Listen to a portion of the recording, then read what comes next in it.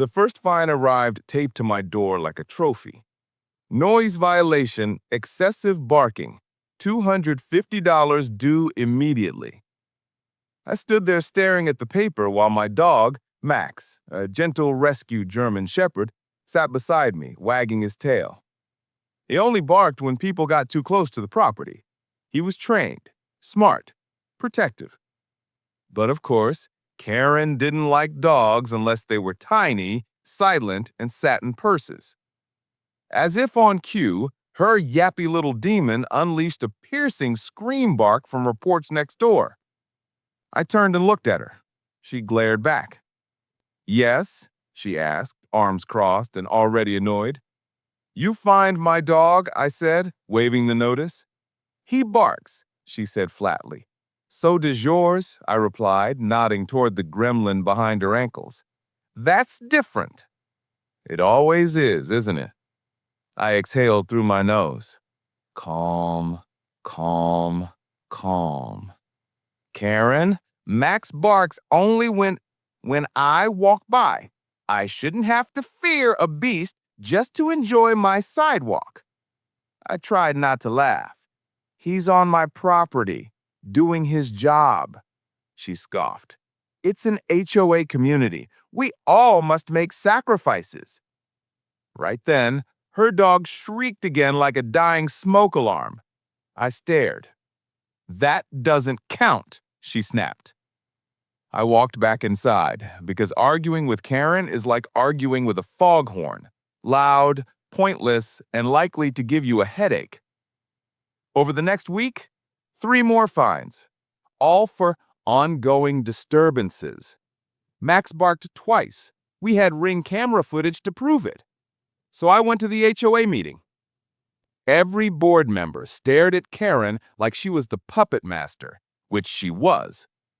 I presented video evidence, decibel readings, professional trainer statement. Karen rolled her eyes. "We don't need math. We can hear the monster ourselves."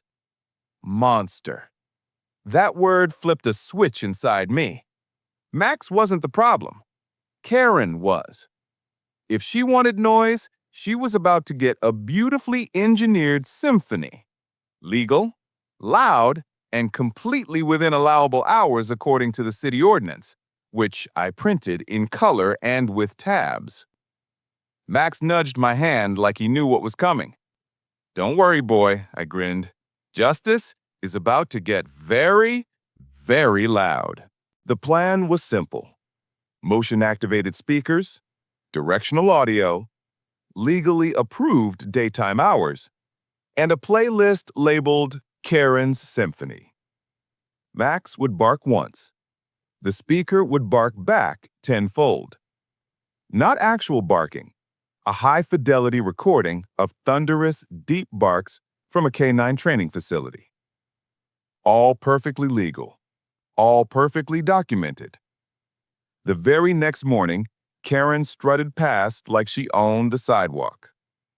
Max let out one warning woof, and boom. The speakers roared to life with a bark so intense it rattled her decorative garden flamingos. Karen screamed, staggered backward, and nearly fell into her rose bushes. "What on earth is that?" she shrieked. I smiled from the porch. "Noise deterrent system, installed for safety. HOA allows home security improvements." She clutched her pearls. "You take that down right now." I pointed to the printed city ordinance displayed on a lawn sign. Daytime hours, under 60 decibels, beyond property lines, measured professionally. I tapped the decibel meter on my belt. "Unlike your accusations." Her face twisted. "This is harassment." "Funny," I said. "I was thinking the same thing." She stormed off, but Max's sensors caught her again. Another bark blast erupted. She ran, arms flailing like a chaotic inflatable tube man. Within an hour, she called animal control, and the sheriff, and the city inspector, and probably the president. A patrol car rolled up first. The sheriff stepped out. Same officer who once dealt with her parking drama. Daniel, what now? I showed him everything. Permits, decibel readings, training paperwork, HOA bylaws. He nodded, amused. Then, Karen charged across the lawn, waving a stack of fines like confetti. Arrest him! His monster attacked me with sound. The sheriff blinked slowly. Karen, do you hear yourself? He's terrorizing me. That dog barks every time I walk by. That's how dogs work, he said flatly. Animal control inspected Max. Tail wagging, tongue out, absolute angel. They cleared him immediately.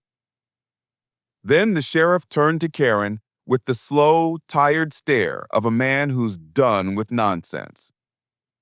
I've also received multiple complaints about your dog's behavior. If you don't bring him inside during quiet hours, you could be fined. Her jaw hit the floor. And, the sheriff added, harassing a service or support animal is a misdemeanor in this county. Might want to back off. The look on her face was priceless. That night, an HOA emergency vote was held. Every board member was done with her drama. All fines against Max were dropped. Karen lost her noise enforcement authority. New rule added, no frivolous pet complaints without evidence. And Karen was forced to issue a written apology, which she signed like she was swallowing nails. Max got a steak dinner.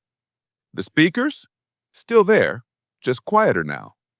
Sometimes, when Karen walks by, Max looks at me like he's asking permission.